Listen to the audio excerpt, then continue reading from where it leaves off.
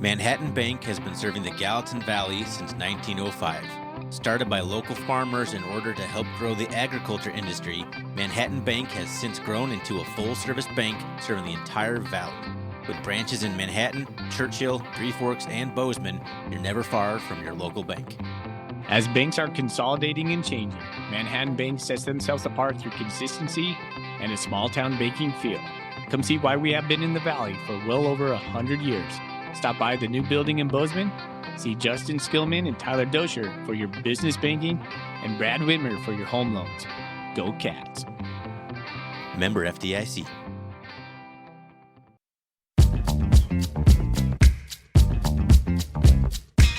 Welcome, everybody, to the R&R Catcast, a fan-based podcast focusing on Montana State athletics. We're two dudes named Ryan from the state of Washington talking about our dear Montana State. We hope you enjoy.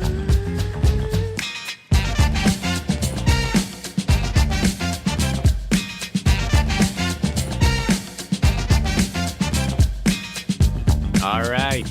Welcome back, Bobcat fans. Thanks for joining us on another episode of the R&R Catcast. I'm one of your hosts, Ryan Foley.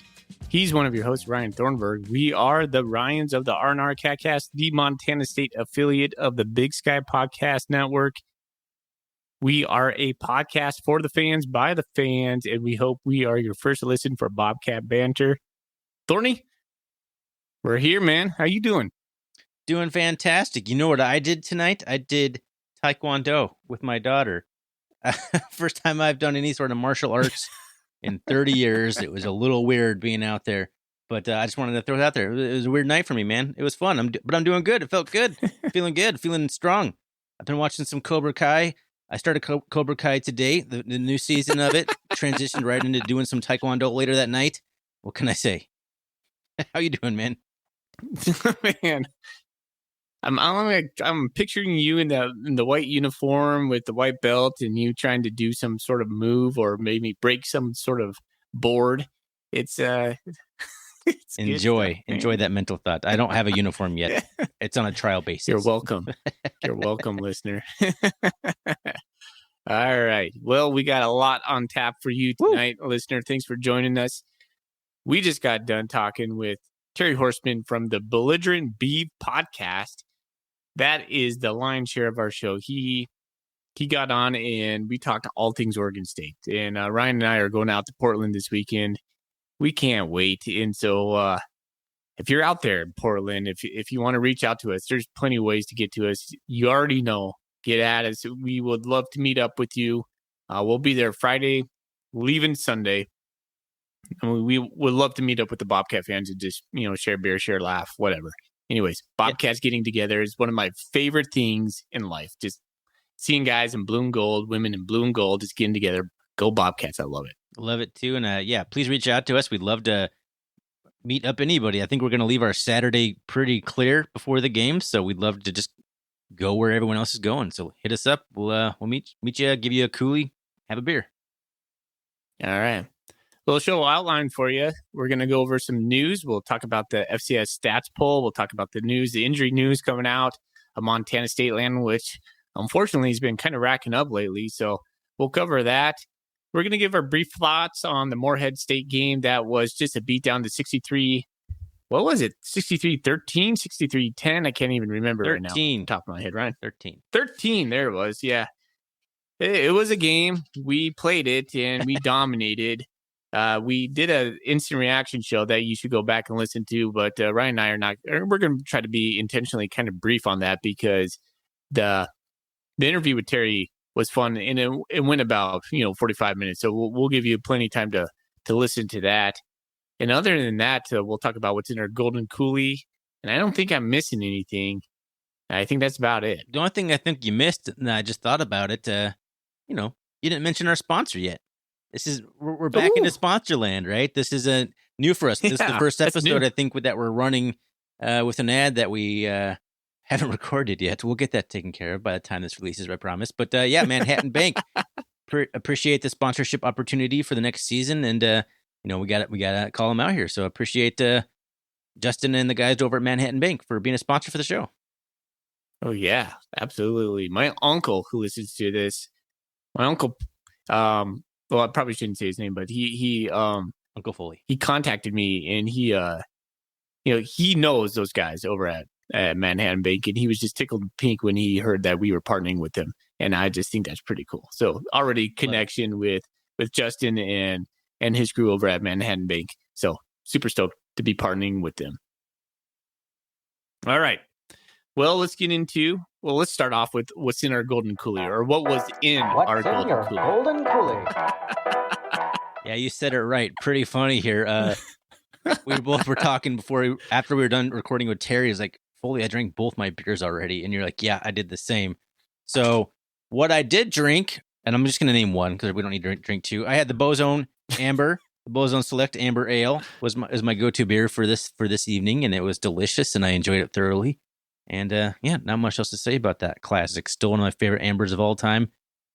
I had to bring out a special beer for a special game for a special guest. You and I are on the same wavelength tonight. I have the Perry Street Amber, Growler Phil, one of my top 3 beers of all time. I wonder what it means. We both drinking ambers on the same day. We're not usually in sync in the style of beers that we're drinking. I don't have the stats to see our win-loss records after we drink the same exact style of beer. Oh, man. We'll find out. Yeah, I guess we will, man. All right, let's get right into the Stats FCS poll that came out today. Montana State staying static at 4. Nothing else changed. Montana's at 3. South Dakota State still at 2, even though they're still 1-1, and North Dakota State is still top dog. Weber, I almost called them Weber. Holy cow. They're not Weber. They are right. Weber. They are looking really good. Weber moved up to 12. That was impressive. And in fact, the power ranking, I had Weber for the Big Sky power ranking. I put Weber at number 1. I had the Grizzlies at number 2, Montana State and Sac State tied at number 3. But that's just how I rolled on that. Eastern Washington dropped down to 14. They were at 12 last week. And I don't think there's any other Big Sky schools in the top 25, although I think UC Davis was getting some votes on the back end, but they weren't eclipsing that top 25. No, UC Davis played a strong game against South Dakota State, but yeah, I don't think they made the final rankings there. But yeah, that was a good performance by the Aggies. Yeah, I thought so too, especially over there. Where is South Dakota State? What city do they play in? Yeah, that's right, Brookings, South Dakota. There you go. All right, real quick here, you mentioned it. Your vote. Let's just run through the Big Sky power rankings. The Big Sky Conference. Gosh, I can't say that. The Big Sky Podcast Network power rankings. I voted very similar to you. The rankings came out: Montana number 1, Weber State number 2, number 3, Montana State number 4, Sac State number 5, Idaho number 6, Northern Arizona. After their, I know, right? Like it's. Come on, serious? Yeah. Well, they were last week. They're number 5 too. So I voted. I don't remember where I voted them, but it wasn't 5. It did get pretty jumbly down though. From the top 4 are very clear. I'm okay with any of them, but then the Idaho, NAU, UC Davis, Eastern Washington, like I feel like you can shuffle those around personally.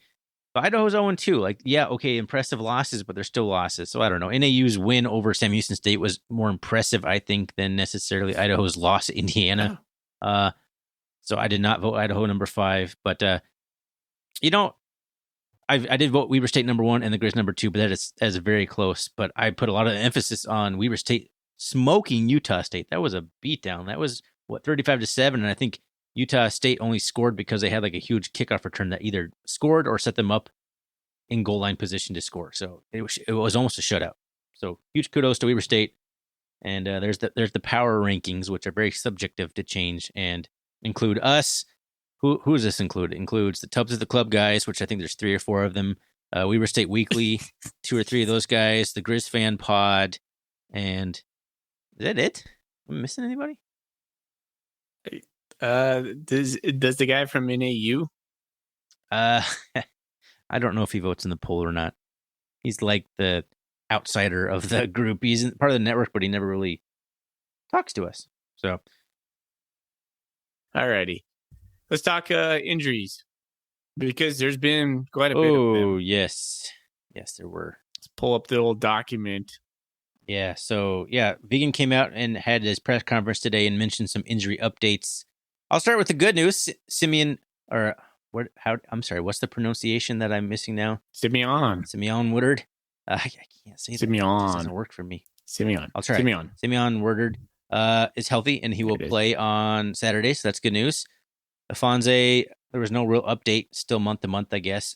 Did announce that Kagan Williams is officially done for the year. We had heard rumblings of that. That's a bummer. I don't know if he's going to redshirt and try and come back next year. That's a neck injury, spine type stuff. He might retire. That's pure speculation. But the point is, he never took a single snap, never played in a single game for the Bobcats, which is a bummer for the Bobcats and obviously for Kagan Williams himself. Lane Sumner has an elbow injury. No real timeline that I remember seeing, but I'm speculating that it's going to be at least 2 to 3 weeks. He's going to be out for a little while as well. Jared White, somebody on the board, I didn't listen to the press conference. Someone said that Vegan said that White's going to be out for at least 2 months, possibly more, possibly this season. Yeah. Tom Stuber speculated that he's like, I think he may have broken his leg. It didn't look gruesome, but it looked serious in the way he was reacting. So Jared White's probably out for the foreseeable future, if not at least the regular season. But Garrett Kuhn, who hasn't had any runs, apparently he's been nursing something, is healthy. So now we have 2 running backs. We have Elijah Elliott, who the coaches. This is a question we have from our buddy. Let me pull it up real quick. But he's asking is basically, and this is a question going around Bobcat Nation, is Elijah Elliott in the doghouse? It was our buddy Christopher Hill asks us, it's like, why is Vegan so anti Elijah Elliott? You and I have been talking about this since last year. And it finally came out that Elliott was a little banged up last year. Maybe that's why I didn't get so much run. But I think it's well documented that Vegan was really riding Afonso last year and just wasn't going to be persuaded from that mindset. But no idea what happened this year. He barely got any carries last week. He could have had carries at any point at McNeese State. Instead, they gave Lane Sumner 24 carries. So I don't know. It seems like there's a rift or something. I couldn't tell you what it is, but it just seems like the coaching staff last week did everything they could to avoid giving Elijah Elliott the football as a running back until late in the second half when the game was well over. When they realized, like, you know what? Maybe he's going to be our running back for the foreseeable future, so maybe we should get him a few carries. I don't know. It's weird. I thought he did get in the blocking game, but it was like we became hyper focused on watching Elijah Elliott. We're like, yep, still no carries. Yeah, it was almost I would watch comical. him. He'd come in motion, and Tommy would pull it out. And I'm like, okay, well, never mind. Not carry here. Pass there. Do you know they call our the receivers call themselves the Air Rock? The Air Rock? They refer to the receiving core as Air Rock. Who's they? Have you heard that? The whole receiving core. They refer to themselves. Justin Udy's room. They refer to themselves. Okay. At the Air Rock? They just call themselves Air Rock. That doesn't make any sense. I think it's kind of funny. I don't get it. I'm sorry. I must be missing something awesome or obvious here. I don't understand. But if you're confident enough to call your group, like you got a nickname for yourselves that you're liking them, that's good confidence. I like that. Whatever the nickname may be, kudos. Real quick question while we got sort of on the subject, and I got Christopher Hill's questions from Twitter up here. He also asked, do you think we'll see Taco Dollar at running back? Oh, no. I don't. I think there's other options in front of Taco Dollar. He's pretty slight. I think he's too small, and obviously I don't think he really played running back. No, I don't think so either. Yeah, I think people are kind of likening the situation to the Grizz last year when Junior Bergen ended up having to play running back. I just don't think it's quite the same situation, but it's in terms of Junior Bergen versus Taco Dollar. But it is in terms of like we need someone to run the ball because it's getting desperate. Yeah. Well, that was my buy or sell to you later in the episode that we're going to see a new running back. I think that's got to be a buy. We are going to see somebody we haven't seen run the ball or maybe heard of run the ball. Maybe Miles Jackson. Gosh, I don't know. Who are they saying? Miles Jackson? Is that what you said?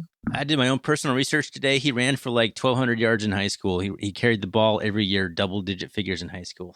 So that's my complete guess. That's my complete guess. Tavian Williams? He's like 185 pounds. He's like 5'11", 5'10", or something like that. So he's decent size enough to do it. So that's my vote for complete randomness. I would have never guessed Tavian Williams would be the guy who would get a carry. Alrighty. Let's go into the stats. Let's give our brief synopsis of the Morehead State game. 63-13, the Bobcats come out on top against a very overmatched and shell-shocked Morehead State. This happened very quickly with the turnovers right off the bat, but 27 first downs for the Bobcats to just 14 for the Eagles. The Bobcats were just 3 of 5 on third down. They only had 5 third down attempts. Looking back at the stats, oftentimes, this is the first time I've looked at the stats. That's kind of crazy. Morehead State was 6 for 20. That's very good defense on that, but they were 2 for 2 on fourth down, so there's a area to work on.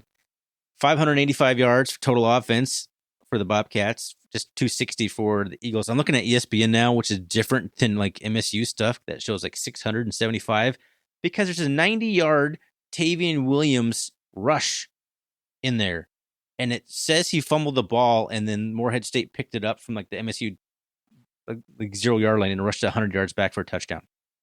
That's all wrong. This looks correct to me. 585 total offense for the Bobcats, 260 for the Eagles, 295 yards on the ground for the Bobcats by only handing the ball off like 6 times to running backs is pretty impressive and pretty wild. I said 295 passing yards. Excuse me. They ended up with 290 though, rushing the ball. So pretty dead even in terms of yardage. Very balanced attack by the Bobcats, which I love to see. The Eagles only ended up with 127 yards on the ground. I guess only that. I mean, that's pretty decent for how the game shaked out. But I think a lot of it was kind of in garbage time there at the end. 3 penalties for the Bobcats for 40 yards, 6 for the Eagles for 38 yards, 3 turnovers for each team. Sean Chambers threw 2 interceptions, and the Bobcats recovered 2 fumbles and had a Nolan Askelson interception to get to 3. Time of possession battle was won by Morehead State, which is not surprising because the Bobcats had very short fields and also scored very quickly when they had longer fields. Just 27 minutes of time of possession for the Bobcats. Why don't you go into some individual stats?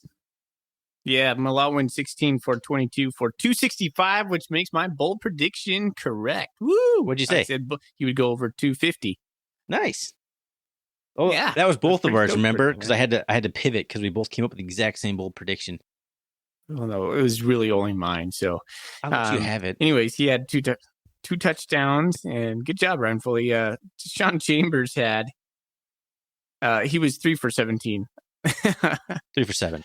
Or no, 3 for 7, excuse me, for 30 yards, 2 touchdowns, and 2 interceptions. The Sean Chambers special right there. He had 127 yards on 7 rushes, 2 touchdowns with a long to 55. Marquis Johnson, he was a speedster. The first time I got to see him carry the ball, he was 4 for 61, 2 touchdowns. Elijah Elliott, he had 4 touches for 32 yards. Malott, he carried the ball 5 times for 26 yards. So kind of a little bit, Malott had a much better passing game. We'll talk about that slightly. Jared White, well, I don't even want to mention that. That's just sad. 1 carry. Trayton Pickering, let's go. Woo. I know Vim listens to this. He's going to be stoked when I say this. 5 for 98. Let's go, Trayton. Yes. All right. With the long of 38, he looked good. In fact, I thought Malott looked great when passing to Trayton Pickering. And then Ravi, Airrock Alston. Or Alston. Get yourself all tongue-tied on that one. Yeah, I know, right? The Airrock crew, he was 5 for 96 with a long of 43. And Willie P had 2 touchdowns quietly. Willie P just racking up the scores this year. Man, he's having himself a year. So, long story short, this was a game Montana State dominated. But if I pulled out a stat for you, Thorny, this is something that kind of was concerning to me.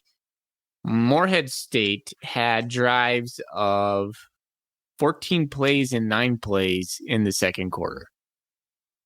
Or like in the middle of the game. So sustained drives. Sustained drives. And Yeah, they'd Montana. score I on mean, either I one of guess them. if we're gonna be nitpicky about this game, that could be a place where we could be nitpicky. I mean, yeah, it's going to be hard to find any real big negatives for that. Turnovers continue to be kind of an issue for the Bobcats, 5 on the year. I don't know what we did last year, but it didn't feel like we turned the ball over very often. And, Sean Chambers threw two interceptions, and they were both like very Really bad. poor decisions and I mean, the goal line one wasn't necessarily a poor throw, but it was a poor decision to throw it where he did. The interception to Taco, like where he was targeting Taco Dollar, was a poor decision and a poor throw. But fumbles kind of being a problem. Taven Williams, I mean, let's be real. He's a converted wide receiver getting the rock, and he got into a pile, and the ball stripped out when the referees potentially probably should have blown it dead before the ball popped out. And that led to the Morehead State's only touchdown as they recovered that for a touchdown. But, here and there, like it just adds up. So we've had 5 turnovers on the year. So that's a concern for me. But so many positives from this game and stuff we talked about wanting to see an improvement from. Tackling was better. No big, huge plays given up compared to, they did have, I'm looking at it. I'm looking at their rushing stats here, and like D. Connors had a 1 rush for 38 yards. I'm like, that's the fake punt. That's what that is. That's that fake punt. So that counts as a rush. So the only, other than that, their quarterback had a 13-yard long, and all the other running backs had less than 10 as their long. So you take out that fake punt for 38 yards. They had 127 yards. They would have been less than 100 yards if you took that fake punt away. So overall, I thought the defense took a big step in the right direction. Still some run fits that need to be cleaned up a little bit. Tackling was much better overall. Defense looked much better. Offense, I don't know the last time I saw a team rush for 290 yards by only giving their running backs 5 carries. I guess 5, 7, and if you 7 carries by running backs, and if you count RJ Fitzgerald, you got 9. So 9 carries by running backs, and still managed 290 yards on the ground. Just pretty weird stat. Yeah. We played a lot of guys. I think that's the silver lining behind this. If you look at the defense, maybe even in the second quarter, the Morehead drives, we just played a lot of the young guys, and that's a good thing. So happy to see that. Moving on. These games are always like, you and I talked about this earlier. We don't want to watch this necessarily after the second quarter, where we have to watch it because we sit here and we talk about it. But it's not a fun game to watch overall. No. It's just not the greatest game. No, but that's what you should do, though. It's still Bobcat football. Like MSU has scheduled these kinds of games in the past in previous coaching staffs and, struggled, or one game was like 24-3 or something, like much less impressive wins. Like this is as impressive as you could possibly get, really. Like it was a beatdown of an overmatched team, but that's what it should be when you schedule a team like this. It counts. It's a Division I win. That's the best part about these wins, is they're fully Division I wins for the playoff committee, because they count more than a Division II win, even though Morehead State would be probably a pretty bad Division II team. At least from what we saw. It's hard to know. We came out and popped them in the mouth and had 2 turnovers right off the bat, so the game was over within the first 6 minutes of the game. You never know. Blake Glessner, man. What's up with Blake Glessner? He's no longer stones to me, man. I don't know. It's like pebbles. I feel like he's got a little bit of a head case when it comes to 40 yards and out there. He's really struggles between 40 and 50. Yeah. And I feel for the kid. I know we call him Stones Glessner around here, and we say that because we want to give him confidence in. I mean, I don't know if he listens to us or not. I mean, maybe it's just purely conjecture, but I would like to see some more consistency out of him. I mean, we need it. We just need more consistency from the kicking game. And he's got the talent. He'll get it back. But yeah, something seems to be just he's in a little bit of a funk. So he'll get out of it. That carried over from last year, though. So it seems like it's a pattern now. I don't know if it's a funk or kind of more like he is who he is. So I hope he gets out of it, but he's kind of proven that's who he is. He's only 2 for 4 this year on field goals. So, yeah. I mean, he did kick 9 extra points, though. Maybe his foot was tired. He's like one of the leading scorers in Montana State history. So he's as a young guy, it's crazy when you look at the stats. Hey, Ryan, let's get into the Oregon State stuff.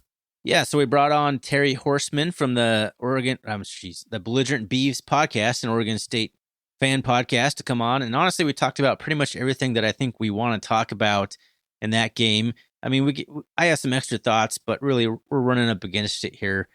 I did have one question for you, though. I just want to kind of get your take on this, and let's, try and make it brief for the sake of time here. Just how do you think Montana State should approach this game? And what I mean by that is, there's certain games you go into an FBS team where you have a chance. You're going to come out, you're going to try and win, maybe pull out some stops, maybe run some trick plays, kind of shock the world type situation. Or do you think with their injury situation, kind of where the Bobcats are, maybe the gap in talent or whatever, do you just use this as kind of a measuring stick? You kind of run some stuff you want to see, get some players some time, kind of that angle. How do you think MSU kind of approaches this game from that perspective? Montana State's the number 4 team in the nation. We have to come out expecting to win this game. And when I listened to Coach Vegan today talk on the presser, he says we have to prepare for every game the same. Our preparation should not deviate week to week depending on the opponent. And I really like that answer because your elite teams should prepare the same day in and day out. And that's what he said exactly on that. And I think the Montana State comes out pulling the same stuff they do every week, the same intensity they should pull every week. And if they're not, then we have some bigger problems on our hand. But I think Montana State is going to come out and try to pull out all the stops and win this game. I mean, that's a very good point. I hadn't considered that. And while you were talking there, it made me realize, what would North Dakota State think about this game? They would expect to win. They wouldn't hope to win. They're like, oh, let's hope to compete. They're like, we're going to win this game. They would go into that winning that. So, I mean, that's a very good point. That's what championship programs, the mentality should be there. Even if you know you're overmatched, that's what you do. You expect it. You expect to win in all situations. And I'm hoping that's kind of the culture that we're cultivating here at Montana State. So, and that's a good call. That's how I would have voted and said it. But, wouldn't even oppose the question if I had thought about that complete angle of it before. Lastly, you're going to kill me on here. We talked a little bit about keys to the game with Terry. Do you have any other keys to the game? I just want to say avoid a slow start. That's it. We can't come out like Morehead State and get pummeled 14-0 right off the bat by fumbling the ball. That's my only other thing I want to say. We can't come out slow. It doesn't have to be like racing out to a 21-point lead or anything. We just got to go into halftime within striking distance. I could agree with that. I'm going to ask you a question to avoid that question because I don't have any keys to the game. I think I don't know about that one. Buy or sell, Cats will score more than 21 points. Oh man, I mean, my prediction on the Bobcat board, I said we'd score 13, but I'm very ticky-tacky. I waver all the time. So right now I'm feeling a lot better about it, but I'm probably still gonna sell that. 21 seems optimistic. Okay. I don't know where I stand on that one. I probably would sell that as well. Yeah, I mean, with our running back situation, it just seems like a lofty goal. Maybe I'm completely underestimating the offense without the running backs, how good we truly are throwing the ball, getting guys in space, all these kinds of things. Maybe I'm underestimating, but if we have 0 turnovers, maybe. Buy or sell, Cats have a coin flip chance of winning. Sell. Yeah, less than 50%. Yeah, I'd say 30, 25. Ugh. Buy or sell Nutella over peanut butter. Sell, man. Fuck like Nutella. a fake chocolate sauce over real creamy, just ground up peanuts and oil. No, peanut butter is way better. No, it's hazelnut. Whatever. It's processed garbage. All sorts of, read the label on that crap. Give me some nice, natural peanut butter. Give me a honey roasted peanut butter with honey. Oh, yeah. Mm-hmm. Peanut butter, way better. I love peanuts. I love peanut butter, man. You went right into one of my favorite foods of all time, peanut butter. Easy choice. I love Nutella, man. It's replaced the peanut butter in my life. I love it. All right. Okay. All right. Well, before we get into the audio with Terry over at the Belligerent Beavs, Skyline Sports Coulter Nuanez reached out and was wondering if we would be willing to promote his little tour of Portland he's doing this week. They got 3 stops, I believe, Wednesday, Thursday, and Friday, if I'm not mistaken. We're going to play a little clip that he sent over to us. So we're going to lead into the audio with the Belligerent Beavs with a little ad from Skyline Sports, kind of letting you know where they're going to be. We're going to try and actually meet up with Coulter on Friday, I believe. Maybe we'll talk to him a little bit then at the bar he's going to be at. But we'll play the audio. We'll get into the audio with Terry Horstman, and then we're probably just going to end the episode. I don't think we're going to come back. I think we've said all we want to say on this. So, Foley, let's just say it right here then, I guess, man. Go Cats. Go Cats. Grizz and Bobcat fans alike, Coulter Nuanez from ESPN Montana, letting you know September 14th, 15th, and 16th, we will have live Nuanez Now broadcasts from various places in Portland, Oregon, in association with both the Grizzly Scholarship Association and the MSU Alumni Foundation, plus to be on hand to cover Montana State's football game against Oregon State in downtown Portland Saturday, September 17th. We will be broadcasting live from Sidelines, the Wild Hair Saloon, and Stadium Sports Bar. Come hang out with me, Coulter Nuanez, get all the best insight on the Grizz, the Bobcats, and the rest of the Big Sky Conference, and come enjoy a 10-barrel brew or two. Nuanez Now, live from Portland, September 14th through the 16th, presented by 10 Barrel Brewing.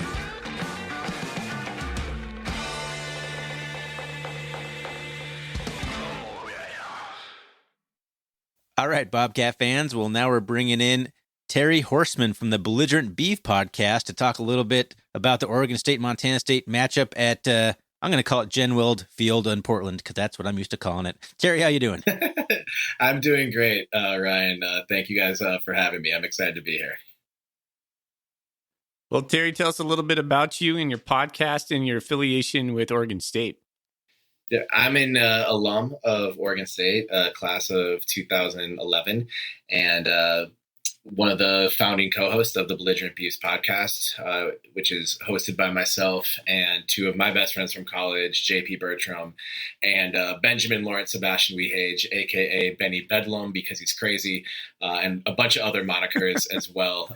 We've going on, about 18, 19 years of friendship, and we started a Belligerent Beavs podcast in spring of 2021. We had kind of kicked the tires on the idea of starting an Oregon State podcast before the pandemic, then kind of all through 2020, and just hadn't really pulled the trigger. Then Oregon State men's basketball, by some divine miracle, made it to the Elite Eight. And we were kind of like, God damn it, we could have been podcasting this the entire time. So once that magical run was over, we kind of started that spring going into summer when things are usually dead in college sports landscape, and that kind of helped us sort of get our footing a little bit, and then into football last year. And so we just published our 63rd episode this morning. We during nice. The football and basketball season, we try to record on Sunday nights and have episodes ready for our listeners on Mondays. And it's been a pretty fun year for Oregon State athletics. We do go football heavy during the fall, but also we've had pretty successful men's and women's soccer programs the last year or two as well. So we try to cover all our bases across the athletic department, and then also just have a lot of fun. We consider it more of a variety show than just an Oregon State sports show. So, we'll go deep into everything Oregon State we can, but also we have a drink segment. I believe you guys may as well. And also we will talk about Arby's, and we will talk about Jack in the Box and all the fast food and music hot takes possible. So we just try to have as much fun as we can. And it's been really helpful that we started it, and Oregon State football is now, having a couple of winning seasons, it looks like, back to back after a few years in the dark ages. So yeah, you can kind of see I'm holding it up there for the video. Nice. I don't even have we made our own little. Like it. Yeah. Yeah. Funny story. You can't say koozie. That's trademarked. We call them coolies. We don't want to get sued. Really? Oh, we might get sued then, because we have those on our website and sell them with koozies, whatever. We haven't gotten any cease and desist letters yet. Yeah, but we actually learned that from the people. we buy these from. They told us that. They actually, it's like Coolies.com or something like that because they're not even messing with it because it's owned by like Bic. Like Bic Razors has the trademark. For sure. Let me know how I can company. get an R&R Cat Cast koozie because I'd love to have one. Oh, we will mail you one. Yep. We love giving them out. Great. Yep. Awesome. Right on. Hey, before we get into anything, like the most random thing I saw last weekend was an Oregon State highlight of some chainsaw you guys fire up on the sideline, and it looks dangerous. Like I'm literally concerned, like smoke's billowing out of it, and I'm pretty sure there is no chain, but I'm not 100% sure. What's the story on that thing? There is no chain on it, so I've been told that it's harmless. It does look concerning. I don't even know the entire history of the chainsaw in Oregon State football. I was a freshman in the fall of 2006, and the first game I went to, we were playing Idaho, and it was the first third down that the defense had, and they just played a loud ass chainsaw sound over the stadium loudspeakers, and it got everyone like revved up, I guess. I'm like, okay, this works. So I get the chainsaw has been ubiquitous with Oregon State football for as long as I've been baptized into Beaver fandom. But one of my friends here I live in Minneapolis. I think I mentioned that before I started recording. One of my friends who just has nothing to do with Pacific Northwest sports or whatever was like, wouldn't beavers be offended by the presence of the chainsaw as it's chopping down the trees that like they're using to build dams and whatever? Competition, right? Exactly, but I think the turnover chainsaw in Oregon State football and the Beaver fam, it exists in a parallel universe of peace and tranquility with everyone working together. And I don't know, it's one of those things where I'm like, I don't know that I would choose it, but the student athletes seem pretty fired up anytime they get an interception and can go fire up the what I hope is still a chainless chainsaw. It's a show to the student section. It's one thing to like wield it and like bring it up and put it over their head, but the guy literally fired it up like a 2-stroke engine, like puff of smoke comes out of that, and I was like, "Is that a Husqvarna over there? Is that a steel?" I didn't know what it was. And I don't know if you guys follow Major League Soccer at all, but the Portland Timbers mascot, Timber Joey, has a chained chainsaw that he uses and cuts a log slice off of an actual log for every goal that the Timbers score. So I don't even know if the Beavers are bringing their own chainsaw to the game this Saturday. There's going to be one on site probably. They probably need to get clearance to use it. I don't know, but I definitely chainsaw, state of Oregon.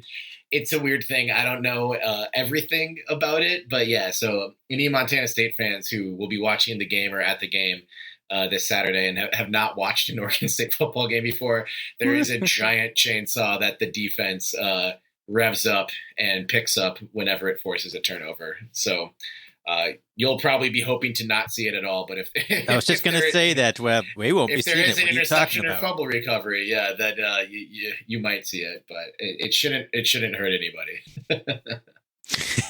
Famous last words. Ideally, it won't hurt anyone. We should get our pictures with it, Thorny. Here we go. Yeah.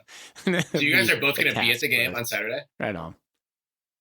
Yeah, we're going. I'm flying out on Friday. Thorny's driving down, and nice. We're going to make a road trip of it. We typically get to go to like 1 or 2 games a year. We went to what we call our Gold Rush game last year, and then the national championship, which was a lot of fun down in Frisco. Right. And this is kind of a quick flight for me. It's like a less than an hour from Spokane, and Ryan comes up from North Seattle area. So yeah, we're looking forward to it. Nice. Yeah.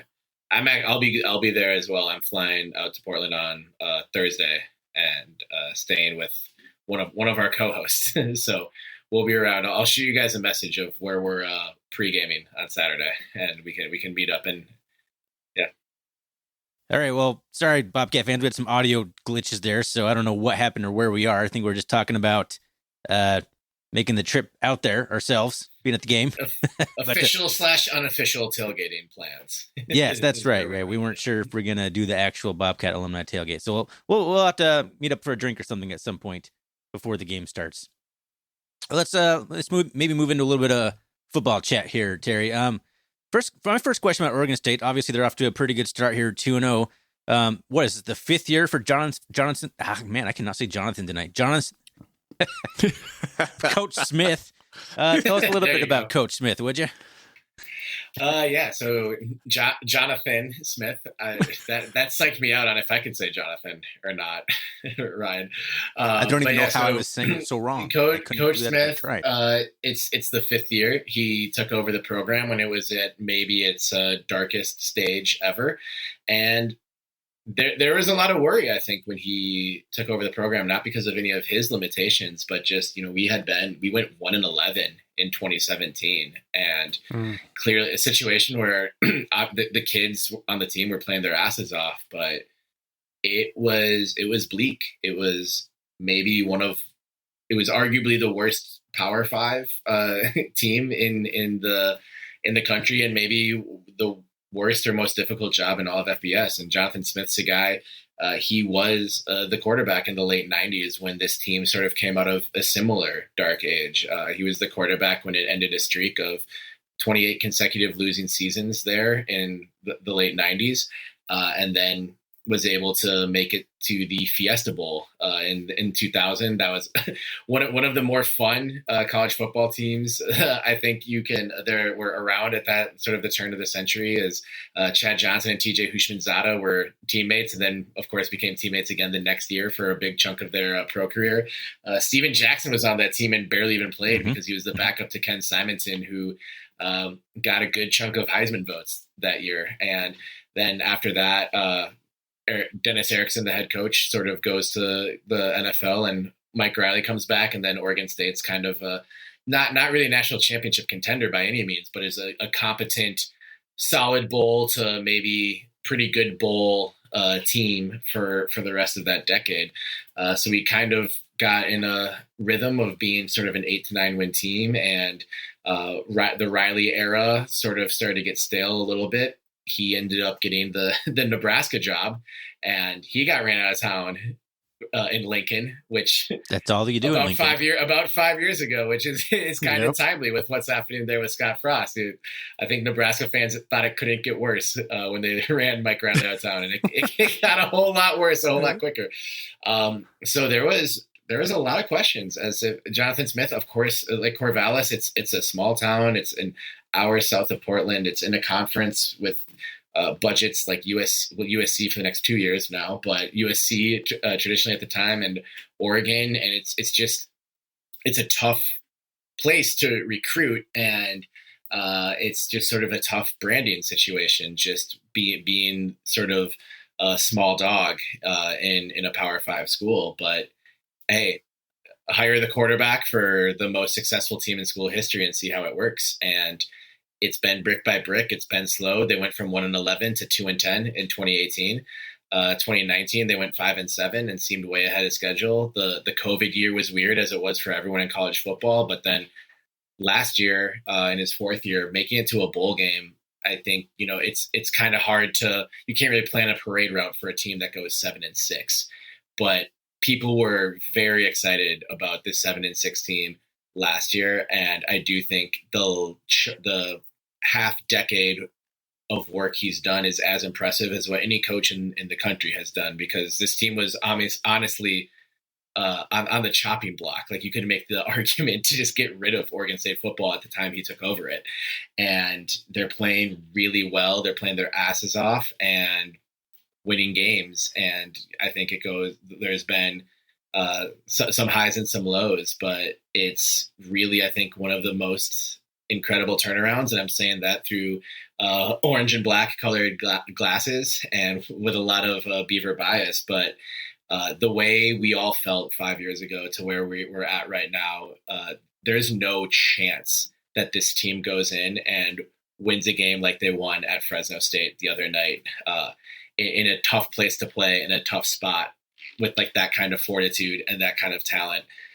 It's really incredible where the team is, and now we're at the point where people are dreaming crazy. And trust me, guys, no one is overlooking Montana State this weekend. We suffered some pretty humbling losses to FCS schools in the past in our own stadium against Sacramento State, Eastern Washington over the years. So no one is expecting this to be a cakewalk, but people are starting to puff their chest out again a little bit, and people are clapping back at Oregon fans who have love calling us little brother every chance they get. So it's fun to be a Beaver fan again. The last year it was kind of encouraging, and there was a lot of hope. But now that there's a bit more confidence and swagger to go with that hope. And it's been a very slow process, but very methodical and very calculated by Coach Smith. And it's sort of, you see it with results get just a little bit better each year. Recruiting rankings just get a little bit better each year. There's no quick fix in a rebuild like this. But he's won over the entire fan base. And I think anyone who's ever been associated with it, and they're playing great football under him. So it's really exciting. Culture is such a funny thing in college football. Like, you almost have to learn how to win. Like, you can have like the victory, the jaws of defeat snatched from the jaws of victory, whatever I'm trying to say. Like, it's hard to actually like win football games. Like, you can go off and win a game, but then can you come back and win the next game? Like, sustaining is such a culture and such a mindset, something that's it's taken Montana State a long time to cultivate too. And we even had a dip there in the mid 2010s where we had our first losing. I think we've only had 3 losing records this century, right? Fully, maybe 4. The 2001 team, I guess, 2000s. So yeah, 4 or 5. But for the majority of it, we've had a winning program. So it's taken a long time to get to that point, and it's we're lucky. We have like some of the best resources on the national landscape for our level. Oregon State obviously that kind of harder challenge even within their own conference. Couple questions. Tell me a little bit about Trent Bray and the new defense that he's running over there. Yeah, I mean, Trent Bray, that's another really similar hire to Jonathan Smith. I think going into the sort of what you're jumping off of mentioning culture, it's hard to win football games, as you mentioned, in college football, but it's also hard to make great hires. And a friend of mine who was at University of Washington, where Smith was the offensive coordinator before he got the job, sort of told me that it was the right hire to make because if it works out, he will stay forever. Now, I'm starting to sort of see these financial figures that some of the bigger fish in college football can throw around. So if all of the miracles that we're dreaming about were to happen, I think there's maybe a payday that could lure him away. But getting people who sort of understand how to win in your community and at your program are essential. And Trent Bray was a linebacker at Oregon State. He played for some great teams as well. Younger guy, really high energy type coach, has a lot of creative designs on plays, and just he took over on an interim basis last year, where the team was overall, I think we were 5-4 when they fired defensive coordinator Tim Tibesar and made Trent Bray the interim DC, and they were better immediately on the defensive side of the ball. And there's a lot of speed and a lot of athleticism. You'll see probably, I would expect you'll see a number of safety and nickelback blitzes this week. The pass rush from the front seven last year was kind of an issue. It improved a little bit once Bray took over full time, and it's improved a lot in the first 2 games against Boise State and Fresno State. The interior line and the edge are both getting a lot more push. We only sacked Jake Haener from Fresno State one time and didn't turn him over, but I've watched that guy chop defenses up his entire career at Fresno, and we made him look human and look uncomfortable. And then in the fourth quarter, he kind of turned it on, and it sort of became a video game, shot for shot match that we fortunately, I think a big part of winning last week was we had the ball last, which is always helpful. Clock management's a thing. And, but yeah, I think Bray will try to get a lot of movement and a lot of excitement going on the defensive side of the ball. We talked about the turnover chainsaw. The guys want any opportunity they can to rev it up and show it to the crowd. So they'll probably, take some risks. But yeah, I think there'll be a lot of movement and a good a variety of blitzes that you'll see. But even so, he's been the offensive coordinator, I think, for probably a total of now just 6 games. So I think the college football world's still kind of figuring out what a Trent Bray defense looks like. But he is, he's an Oregon State product, one of those hard-nosed, hard-hitting linebackers from back in the day, and then worked his way into the coach's booth and has built a defense in his image. So they're very fast and very athletic. There might be a bit of may not a disadvantage on size, but you might be able to get your big goons up front, get some push on them. I think that's probably a strategy that Montana State would be wise to use to try and win this game, and I do think they can. But yeah, I think it's a high energy, electric defense that's going to be swinging for big plays early and often on Saturday. Kind of taking a step back, I know we were talking specifically about the defense, but when I've been scouting your guys' team, Terry, one thing's like coming off the screen to me is you guys are playing with a lot of confidence right now. You guys, it looks like you guys have like swag going on right now. And just listening to you talk about like the culture shift, it makes sense. You got 2 Oregon State coaches heading up the head coach and the defensive coordinator. To me, that makes a huge difference. Like if you know the program, if you had success at the program, if you have pride in that program, it just bleeds into your players. That's what makes me a little bit scared coming in as a Montana State Bobcat. I kind of was wondering a little bit about, I watched your game against, or the highlights against Boise State and Fresno State. And that's the top half of the Mountain West Conference. And I was just a little bit interested about, do you guys have a rivalry with Fresno State? Because I've been hearing that a little bit lately. I would say no. And the term rivalry gets thrown around a lot. Not of any disrespect to Fresno State. We hadn't played them since 2003. Well, but maybe I was wrong. Maybe some of the older crew, because one of a famous win for Fresno State was, I mentioned the 2000 Fiesta Bowl winning Oregon State team. They kind of laid an egg the next year and went 5-6 overall. And the first game of that season, Jonathan Smith was still the quarterback, and it was at Fresno State, and they lost 44-24. Fresno State rushes the field, tears down the goalpost, and then we haven't played them much since then. We played Boise State kind of a lot. I think maybe 9-10 times over the last 15-16 years. There was one bowl game in there, but that's kind of a lot for a non-conference opponent. But I think there's not a lot of choices out west. Right. Anytime there's not a lot of FBS. Pac-12, Mountain West, Pac-12 kind of always has a chip on its shoulder. And there's been a lot of fair criticism of the Pac-12 over the last 10 years. And we don't have time tonight to get into all of that. But I agree with much of it, but also a lot of it's bullshit too. And so Pac-12 kind of has a chip on its shoulder and thinks it's considered less than by mainstream college football media at all times. And Mountain West is kind of the same way. And then Mountain West sees those Pac-12 teams roll into town, and that's a big juicy matchup for them as well. And just by virtue of watching Boise State or Fresno State or San Diego State over the years, those are high quality football teams. So I think every Fresno State fan went into that game on Saturday expecting the Bulldogs to win.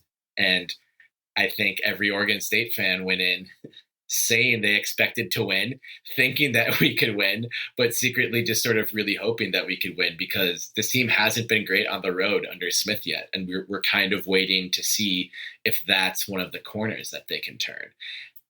And I think Saturday was a really, really big step in that direction. So I wouldn't say there's a rivalry with Fresno State, but there's definitely, at Oregon State, like I knew kids from Fresno who would still be Bulldogs fans, and like kind of like it's not, a lot of California kids go to school in Oregon and a lot of Oregon kids go to school in California. So there is a closeness there. And then also just the Pac-12 Mountain West vibe contributes to it as well. I wouldn't call it a rivalry per se, but definitely I think everyone's aware of the proximity to which the two programs exist. And, really, really wanted to win that football game. And I'm just thankful we came out on top. I have to ask. So that's a perfect segue into this question. was it first and goal, the last play of the game, whatever it was. Doesn't matter what down it was. It was 3 seconds left on the 2-yard line, down by 3 points. Yep. The Beavers elect to go for the touchdown instead of kicking it for a tie overtime. What do you think of that? So I kind of loved it, and I think we can't really talk about it without sort of the chess match of timeouts and formations sent. So yeah, it was first down and 3 seconds left. You're down by 3 on the 2-yard line. For Oregon State has a player named Jack Coletto, who I'm assuming we'll talk about more. If there's one name I want Bobcat I have many questions fans about him to be aware of, it is Jack Coletto, who has just been a specialist in so many aspects of the game. Primarily, though, the Wildcat and running with the football. He's a great short yardage, just head of steam, get the first down, get the touchdown type of player. And when it's first, you have a chance to win the game, I'm like, just go for it. If we don't get it and we lose, like, you can come back from this the rest of the season. But I had no interest in going into overtime. It seemed like Jake Haener was heating up. The Fresno State crowd is always into it, but they felt really into it at that point. I'm like, just go for the jugular and try and win the football game. But of course, they send the offense out there, and I think to see the way Tedford, the head coach of Fresno State, would set up the defense. So Jonathan Smith calls timeout. Everyone comes off the field. Then once everyone comes back on the field, it's our field goal unit ready to kick the game time field goal. And Tedford calls timeout. We snap the ball, kick it through, even though it means nothing, to kind of give the implication that, or maybe not, that we were really intending to kick that field goal, but Tedford iced them. And that was Fresno State's last time out. So then everyone comes off the field, everyone comes back on the field, and now it's the offense again, and Coletto lining up at the quarterback spot. Ball snap to Coletto. He gets into the end zone. Game over. Touchdown. Oregon State wins. So I was a fan of the call, and I can say that now, especially because it worked. We're always fans, as fans of teams, we're fans of calls when they work, especially. But it would have been the worst call of all time if you failed. Exactly. But I think there's a lot of logic behind it. The success rate, I don't have the numbers in front of me, but when you need 2 yards from Jack Coletto on the ground, when the defense knows it's coming, you generally get at least 2 yards. And he got in, the Fresno State player put a body on him, but he got in pretty cleanly and cleared the end zone by a good 3 to 4 yards. Yeah. So, of course, our Monday morning quarterback looking at it, he made the right call. But even when the field goal unit went out there, and I'm generally on the more conservative side when it comes to offense and taking points, I was like, all right, we're going to overtime, but man, I really think we should just end it now. And I'm glad that it happened that way. But yeah, it was a crazy sequence, and one that I think, of course, asking the coaches today, that Tedford probably would use his timeouts differently, or maybe try and let them kick that field goal. I don't know. But it was just a perfect example of why this goofy sport we love so much is as perfect as it is in all of the crazy ways that it's imperfect. So really fun way to end a football game, and fantastic that it was at like 1:30 in the morning Central Time for me. Yeah. I was in rough shape yesterday morning, but one of my favorite plays in recent memory, that's for sure. Yeah, it's pretty exciting to watch. I don't know if there's a couple of football games on. There was that one, and then the BYU game was pretty much the same time. It was like 2 crazy football games happening at once. I'm like laying on the couch, like half asleep, like this is awesome, like trying not to fall asleep because I'm an old man pushing 40 over here. Exactly. On a day of college football where there was like 4 awesome games happening simultaneously, starting at like with the 9, 10 a.m. games. Mm-hmm. Yep. Yeah. Well, I'm going to ask you a little bit about Jack Coletto here. I'm curious, how has he been used previously? He's a senior. I'm looking here. So has he been a Wildcat guy? Does he throw the ball at all, or is he just going to basically just be running up the gut until he breaks loose into the secondary? And is he a starter on defense, or is he just gets a lot of snaps on defense? It's hard to answer anything clear with Jack Coletto just because he kind of does everything. The joke made by the broadcasters during the Boise State game, he had the 40-yard touchdown run that sealed it, made it a 34-17 victory. And if you watch that game, you know that half of the stadium in Corvallis, which Montana State won't be playing in because the game's in Portland, but half of Oregon State's main stadium is currently under construction. And the joke was, Jack Coletto seals the game. He'll be the one on the west side of Research Stadium, drilling the jackhammer into thing, like hanging sheetrock and working until sunrise, helping that stadium get ready for the 2023 opener because he just does everything. He came in as a quarterback and stuck with the program, was one of those classic guys, didn't enter the transfer portal and probably wasn't going to be a every down starting quarterback for a team in the way that he'd want to be, and just found a way to make the role work for him. And he had played a little bit of defense, played on both sides in high school, and he's played lots of snaps on all 6 special teams units. Wildcat quarterback. He'll take handoffs too. He'll line up at halfback, fullback, and an inside linebacker. I wouldn't consider him a starter on defense, but he'll get snaps on defense. And he had I believe he had a fumble recovery and then another forced fumble against Boise State. Maybe it was just a recovery, but he also had the game sealing interception in the famous win at USC last year. So he's always showing up around the ball. Big number 12. So watch out for 1-2. We call him the jackhammer. He will be involved in the game on Saturday, and his position is just football. He's had great runs and has a lot of rushing touchdowns in his Oregon State career, but you can't really call him a running back. It doesn't feel right to call him a fullback. He's kind of got the linebacker body. But yeah, it was cute last year when they made it to the Jimmy Kimmel Bowl, and both Oregon State and Utah State had separate nights on Jimmy Kimmel Live, and there was a bit where a handful of players went up and introduced themselves and what their position was, and was like, "Oh, I'm BJ Baylor, I play running back. Oh, I'm Jaden Grant, I play safety. I'm Chance Nolan, I play quarterback." And then it got to Jack Coletto. He's like, "I'm Jack Coletto, I play everywhere," and he's not wrong. I really want Jonathan Smith to let him kick an extra point at some point this season. I hope he gets to throw the ball with his quarterback roots, because he hasn't thrown a collegiate touchdown pass.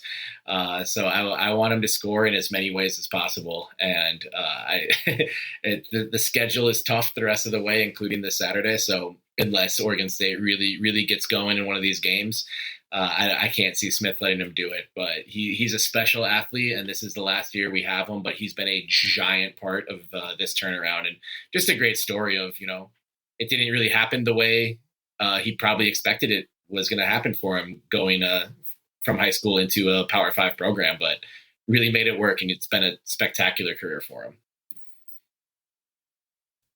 Well, Montana State fans are going to endear themselves to Jack Coletto if they haven't already have, because we have our own version of Jack. His name is Troy Anderson. He's playing middle linebacker for the Atlanta Falcons right now, but he's much like what you just described. He played middle linebacker, right, outside linebacker. He was All-American at both, and then also an All-American at basically a wing T quarterback for us in the 2018 season, where he racked up pretty much just unreal. He had about 1,400 rushing yards and 21 rushing touchdowns from that's fantastic. Position. It's just weird. Yeah. But yeah, these guys are almost mythical, right? Exactly. They define your program in some awesome way where you're just like, that guy's Oregon State, right, through and through. And Troy Anderson. It makes a lot of sense too. Not that I feel like I agree with every old man who yells at clouds and say, well, back in my day, we never even wore helmets. But a lot of time, like those old school players, they'd play quarterback and they'd play defensive end and they played punter. Yeah. And I think there are a lot of kids, especially today, where it's just like, hey, I just need to give the coach as many reasons as possible to not cut me. Like if I can do everything, even if I am a master of none, but a jack of all trades and good at everything, like I can help this team win in whatever way. And it's just awesome to see guys like Anderson and Coletto, carve out that niche for themselves at great programs, because it's really fun to watch them play. And it's not even a gimmick at all. Like it genuinely impacts winning, and it's cool to see that come to fruition. So I think I want to ask more broad question maybe now. How do you think Oregon State's going to attack the Bobcat defense? Like, what's your prediction? What are we going to see on Saturday? I think the run game has been fine so far for Oregon State in the first 2 games this season, but hasn't been as dominant as I think Smith would have liked to have seen. So I'd expect him to come out and just really try and establish the run. I think there'd be a heavy dose of Jack Coletto, and we have a good number of running backs who can run. We lost our leading rusher last year in BJ Baylor, who is a big part of the rebuild and the success we found last season. But Deshaun Fenwick, who's in his second season at Oregon State, former transfer from South Carolina, he had a 100-yard game last week. I would expect to see a big dose of Fenwick and Coletto early. He's in the a big game. boy. He is. He's a bruiser, and he looks bigger than he did last year. And I didn't worry about him turning the ball over at all last season, but he lost a fumble early against Boise State, and he put the ball on the ground early in the game against Fresno State. Thankfully, he recovered it. So there's a little bit of worry with him in that regard, and that also there's a couple of questions that I'm curious about. Our tight end Luke Musgrave, Jonathan Smith has said he's not going to play Saturday, and he's a big part of the offense, and also Trey Lowe, who is a very good third down back who is never going to lead the team in carries, but is a good receiver out of the backfield, and has didn't play against Fresno, but was a big part of that Boise State win, and even helped the team a lot last year. Trey Lowe will be out for his second consecutive game, so I could see them trying to work in number 2 tight end Jake Overman, number 81, quite a bit. I think this is an offense that wants to go through its tight ends.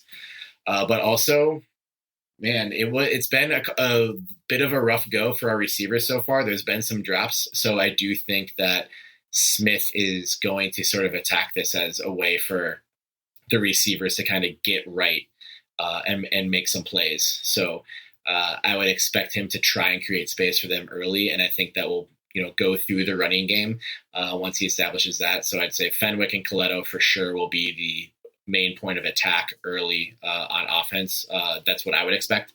But I do think Smith will try to open it up to let his pass catchers get some more good tape on, because a few of them have made some really good plays too, but there's been so many big plays just left out on the field. And our quarterback, Chance Nolan, who is a younger quarterback, and the first time he's won the starting job out of fall camp, despite playing quite a bit, his quarterback rating and his numbers would be a lot better if it weren't for some of these drops. So I do think Smith is going into this game with that in mind, and is going to want to give his wide receivers as many opportunities as possible to sort of push those bad memories of the first 2 games aside, and to make some big plays and to show what they can do, and also help the passing numbers a bit, because they should be much better than what they actually are. I don't want to hear any complaining about running back injuries from anybody. Yeah. I don't know if you're aware of the running back situation in Montana State at the moment. We are currently on our 5th string running back. We only have 2 healthy running backs. We only have 2 healthy running backs on the roster at the moment. Isaiah Afonso, our All-American running back from last year. I never want to hear that about anyone, but for this Saturday, I think it's good timing for the Oregon State. I know. Honestly, yeah. Isaiah Afonso is a very punishing physical running back who's really good at running between the tackles. And I'm sitting here thinking, before we even started talking, like the way that we would have a chance against Oregon State would be to run up the middle between the tackles with Afonso. And he's recovering from injury. He's month to month. I don't know if we'll even get him back this season. Month to month. We brought in Kagan Williams from South Dakota, or not South Dakota State, SDSU. San Diego State. See, there's the FCS fan in me talking my SDSUs mixed up. He isn't going to play a snap for the Bobcats. He's had a neck injury, and he was ruled out for the year today. Our third string running back rushed for 176 yards against McNeese State in game 1, and injured his elbow in practice leading up to the game against Morehead State. And who am I missing here, Foley? Oh, yeah, Jared White. Yep. True freshman running back who had 90 yards in game 1. Looked pretty good for a true freshman. Potentially broke his leg on his very first carry last week, like 1 carry, 4 yards, broken leg. So now we're down to fifth string running back who had 400 yards last year, but he's been in the doghouse or something. He like the coaching staff has just fallen out of favor with him, but no choice now. You're the running back. And then the other guy is like a freshman from Wyoming who's like played nothing. So you're going to see a very interesting offense on Saturday because I have no idea what the Cats are going to do. We beat Morehead State last week by not doing nothing but like fly sweeps and quarterback draws. Okay. And the speed of the Oregon State secondary concerns me greatly for that game plan. Oh yeah, they are quite fast. It's a good and talented secondary, but I don't know. Like, so the big sort of question I had about what Fresno State was doing that second half is their running back Jordan Mims was really giving us a hard time, and we shut down the run from the running back standpoint in the first game against Boise State. I don't know if you guys watched the game, but they pulled Hank Bachmeier, their longtime quarterback, after the first quarter, put in Talon Green, a freshman who hasn't played much but is a dual threat. And it was kind of he made some great throws, and I think that they have a talented young player at that position in him, but he just needs to play more. But it was pretty much Talon, make some plays with your feet and see if we can get back in this. But nothing between the tackles happened for the Broncos. But Fresno State was a different story, and Jordan Mims was a pretty fantastic running back for them. And we were really having a hard time with him, and they just didn't really go to him much, even though it was a close game and even though they had a lead. So if they tried to lean more on Mims, then we might be having a different conversation right now, and Oregon State's 1-1. But sure, if there's, it kind of sounds like there's just not really the bodies to just pound the rock up the middle. But even we do have pretty strong inside linebackers, so I don't know how fruitful of a strategy that would be anyway. But yeah, I never want to hear that much of injury, bad luck for anyone. But yeah, it's good timing. It's good timing for you. Yeah. I will agree with that much. I mean, you'll see. We got some big bodies we can throw up the middle. Sean Chambers is our wildcat quarterback, who was the starting quarterback at Wyoming for a number of years, transferred out last year to basically follow Brenton Vegan, who was the offensive coordinator at Wyoming, our current head coach. Right. Hasn't been spectacular throwing the ball, but he's a good runner. He's 6'3", 240. He's a big boy. So you'll see probably him running up the gut for sure. He busted out like a 60-yard touchdown last week. He's faster than you think he is. He's a big kid, but he's quick. You'll see him. I'm curious to see if you'll see our fullback, who's like 6'1", 240, RJ Fitzgerald, somewhere in that range.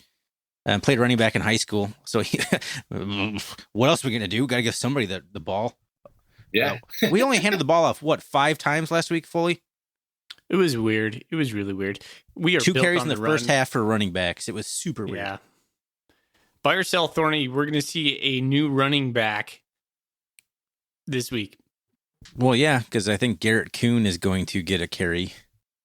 So you don't think freshman like from Damian Wyoming. Williams from last week you mean like a guy who's not a running back be a running back? Yeah. We have to, right? Someone's going to get. There'll be a defensive back who played running back in high school who's getting carries in practice this week. Or you guys just something go like full air raid and unleash like a 5 wide receiver offense, like so. Yeah, real Terry, James Vanderbeek. We got plenty of wide receivers. Type shit. We got plenty of wide receivers. And that's an interesting point. That could be that could be benefit Montana State. Like maybe some unknown creativity that we're going to roll out this week because of the attrition in the running back room. Like that could be Montana State's ace in the hole if we have anything, right? I mean, our quarterback is very capable of rushing for an easy 100 yards himself. He's very fast. He's very mobile. He rushed the ball in the semifinals last year, 35 times for 160 yards? 35 carries for a quarterback. A lot of Oregon State fans up at night because we have a history of struggling against mobile quarterbacks. We were up 24-0 against Boise State, and Talon Green would escape a sack and rush for like a gain of 4, and everyone would be like, that's it. I can feel the wheels coming off. Like it's same old thing. And it's like, God, we're fine. And then he did pop one for a 74-yard touchdown. But even at that time, I was like, all right, he needs to do at least 2.5 more of those for this game to really get out of hand in their favor. And he ended up, I think, with maybe 105, 110 yards, with 74 of them coming on one touchdown run. But yeah, I don't like hearing this stuff, Thorny, that this running back, this quarterback could run all over us if he so chooses. If that's the game plan, like, you guys are gonna have a shot. Like, I am not expecting any kind of sideways FBS FCS thing this weekend. Like, I am predicting that Oregon State will win, like, somewhat comfortably by the end of it, but I think it's going to be a tough road. And the thought of a mobile quarterback with no one to hand off to and a limited playbook, meaning he's hyper focused on the one thing he does well, that scares the shit out of me. Yeah, somehow last week we rushed for 290 yards with like 5 carries by the running backs. How many passing yards last week?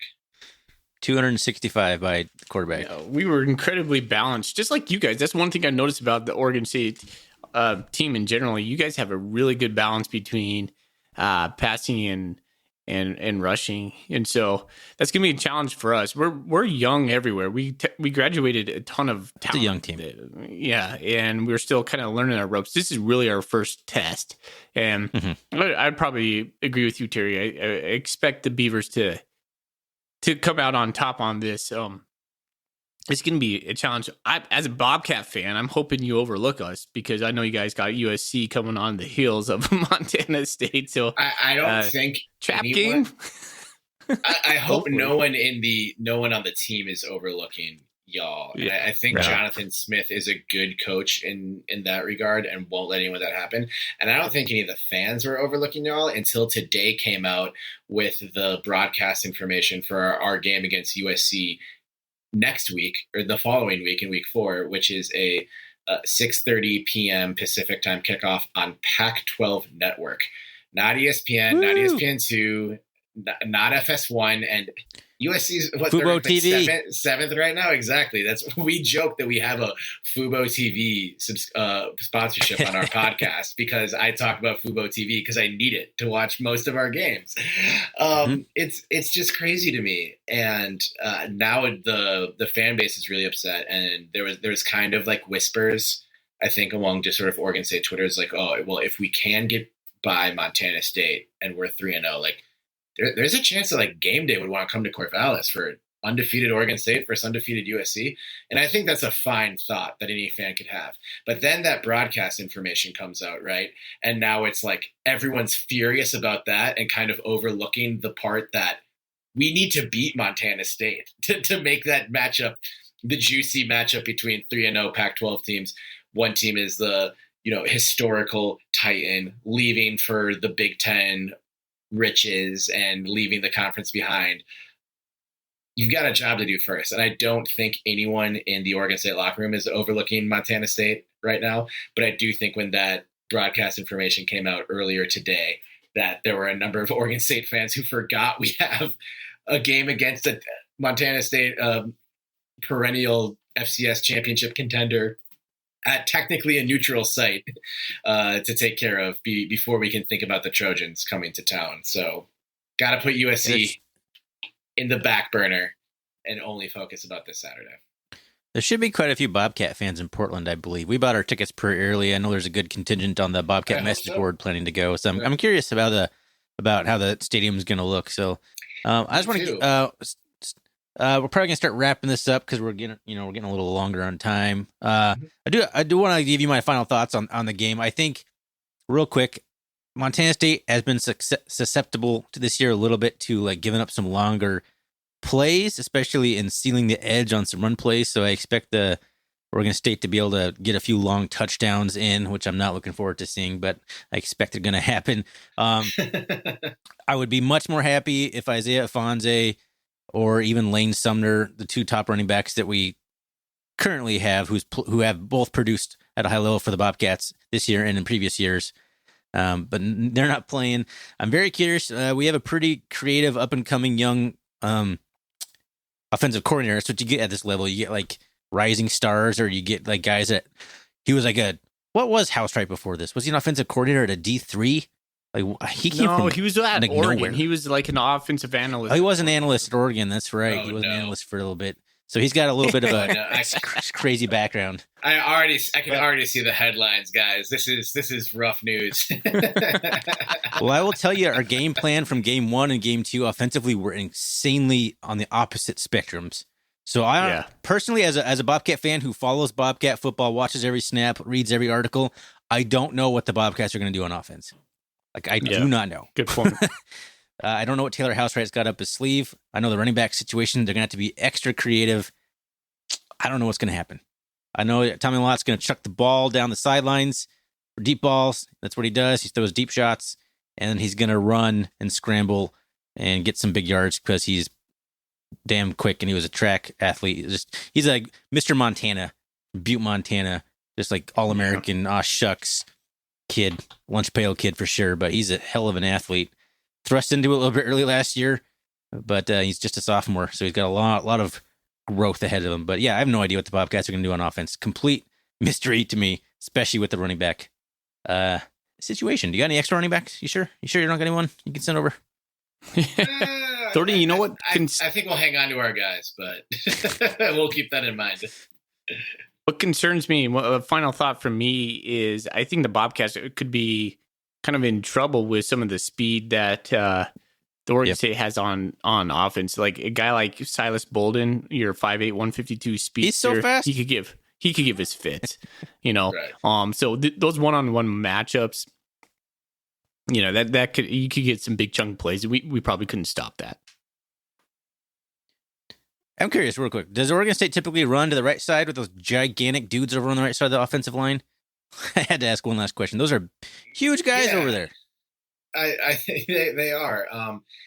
I think I haven't ran the numbers on preferences from side to side. I know it seems like Fenwick has been having more success running to the right than he has running to the left, but it's a really experienced unit. Last year it was a finalist for the Joe Moore Award as a top 5 unit in all of college football.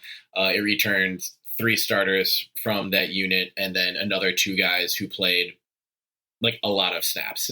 So there's some big boys on that offensive line, and they're pretty damn experienced from left to right. But yeah, there's a lot of size, especially on that right side. So I think when they try to pound it a little bit more, where it's just like we don't care if it's 2 to 3 yards here on first or second down, we just want to try and impose our will and make the next down more manageable. I do think you can see guys going on that right, but now I'm thinking about it, that Silas Bolden reverse touchdown run against Fresno State was a fake to the right, and then got silence in space on the left side with some pretty good downfield blocking. That's where this team blocks. True. Like it's very good blocking. It's a very good blocking team. They do the little things well, which is something that I think even pretty good Oregon State teams, or teams that had high expectations in the past, fell short and led to upsets like this. So I do think a team that's has proven that they take care of the little things better is less susceptible to what would be a pretty devastating upset if it were to come to pass. So I'm hoping that they do those things well again this Saturday against, like I said, a team that no one in Oregon State football should be looking over unless they want to get fired. But yeah, that right side, man, that offensive line, some big boys, and they played a lot of football. They take a lot of pride in creating those holes. So yeah, I don't know much about the front four for the Bobcats, but that's definitely a matchup that I'll be having my eyes on Saturday afternoon. Sounds good. Well, I think we're about done. You have any last questions for us or anything before we kind of start wrapping this up? No, I just thank you guys so much for having me. I think the only thing I would ask, I don't know if in your wildest dreams you've sort of come up with a version of this game where Montana State wins. It seems like you're both on the more realistic side of what the odds makers are doing right now. But just as someone, I've seen Oregon State win games they weren't getting anything from the odds makers and had no business of winning, and I've seen us lose games that we had no business of losing. So just what's maybe one thing that you think needs to happen for Montana State to shock Beaver Nation and pull off an upset in Portland on Saturday? Probably Bobcats +3 in turnovers. Okay. It's not out of the question. We've turned the ball over 5 times already this year, which is not something MSU did a lot last year. 5 times this year is pretty troubling. So, but we're still plus. We're even though times against Boise. So we were sloppy in our first game. I know it's the first game's the first game, and I was impressed that we didn't turn it over against Fresno, but that's not totally out of the question, let's say. Yeah, that if I had to pinpoint one thing, it would win the turnover battle and win it substantially. All right. I think if we can make Chance Nolan a little bit uncomfortable, that would give us a shot. But like you guys were just talking about, the size on your offensive line versus our defensive line, we got some studs, but probably not the depth to continue to blast through and get the pressure we really need. So. Okay. I don't know. I don't think Montana State's going to come out on as a victor. I would love that. I mean, obviously as a Bobcat fan, but it's regardless. We're just stoked to be there. Like I think the Montana State, when state schools get together, honestly, we just have a lot in common. I'm excited to meet you down there, Terry. It's going to be fun mingling with the Oregon State fans. I'm excited to be in Portland again. I haven't been there in a long time. Thorny and I are just going to be bouncing around, meeting Bobcat fans and Beav fans alike. And so I think it's just going to be a fun game. It's going to be a fun night. It looks like it's going to be 65 degrees and probably going to feel cold because it's been pretty warm over here for the last, 2 months. And so we're excited for some cool weather. Bring a jacket and it's going to be a good fan day. Bases Saturday. are equally curious about a football game at Providence Park. I know Portland State used to play there a little bit, but I think they did a few years since they did. But it should be fun. We don't have plans set in stone yet, but I can almost guarantee you the hours leading up to the game on Saturday, both my fellow co-hosts and other Beaver fans will be at a Marathon Taverna, which is just a couple blocks from Providence Park. So you two or any Bobcat fans who want to hang out and have a mini pitcher, which I believe are still $275 at the old Marathon. Good spot to get a pregame pint or two or several at, and pretty sure this can of beer I'm drinking costs $275. Yeah, exactly. Right. It was a great place to be when we all lived in Portland right after graduating and had no money. So a place like Marathon with prices that never change is a great spot to be. So that's where we're going to pregame there for old time's sake. And but we'll be around Portland all weekend. So excited for the chance to meet you guys and to meet a bunch of other Bobcat fans in Portland. And hopefully we get a great game and just another fun college football Saturday. It's great to have it back. It is great. And we'll definitely take you up on that. And Terry, last thing is, where can anyone listening to this find you and your work? Of course. So we are the Belligerent Beavs podcast. You can find us Belligerent Beavs wherever you get your podcast. If you want to check us out, we do like to get a little weird and wild on the show. So it is more of a variety show. At times, it's not just the Oregon State nitty gritty. We're at Belligerent Beavs on Twitter. Twitter kind of cut us off on the character limit there. Instagram's different though. So we are at Belligerent Beavs on Instagram. So please give us a follow. We try to be super interactive with people on both Twitter and Instagram, and love having followers and stuff from other teams and get the chance to follow other squads and what they're doing. So any Bobcat fans, you're more than welcome. And I'm on Twitter at Terry Horstman, TerryHorstman. Pretty much just tweeting about college football and other sports and different things I'm reading and things like that all season long. So more than happy to interact with any of your guys' listeners. So yeah, thanks again so much for having me, you guys. This has been a blast. Thank you. Appreciate it. And, have a good night, Terry. Thanks. For sure. And yeah, hope to see you in Portland, and we can trade koozies because we'll have some of our own with us as well. So Deal. I'll bring some. All right. Thank you, thanks, guys. Terry. Take care. See you.